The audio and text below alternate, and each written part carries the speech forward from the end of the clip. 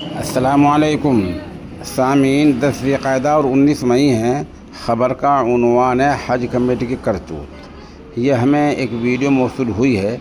आप इस पूरी वीडियो को सुनें और अंदाज़ा लगाएं कि हज कमेटी वाले हज करने वालों को किस तरह परेशान कर रहे हैं।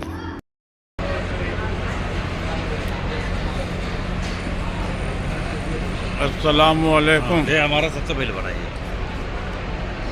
बोलिए, आपको जो बोलना बताइए।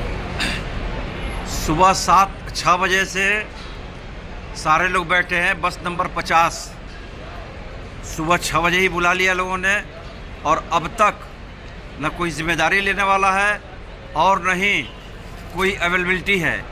ऑफिस को हज कमेटी ऑफ इंडिया जो मदीना मुनव्वरा में है उसकी से बात कर रहे हैं तो कह रहे हैं जिद्दा बात कीजिए, अवेलेबल बस नहीं है।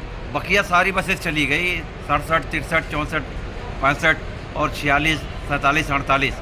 ये बस नंबर 50 नहीं जा रही। सारे लोग बहु के परेशान हैं और बहुत परेशान है। कोई जिम्मेदारी लेना पसंद नहीं करता ले रहा है, और हज सुविधा ऐप भी काम नहीं कर रहा है। तो अगर हो सके तो राब्ता कायम करके हम लोगों की मदद करें।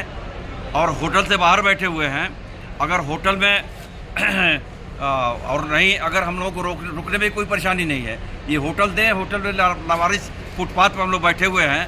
होटल दे दें हमको, 2-4 दिन और रखें। मदीना मुनव्वरा में हम लोगों की किस्मती होगी। लेकिन ये सड़क पर 7 घंटे लगातार हो गए, अभी तक बैठे हुए हैं। ये तो बहुत गलत बात है।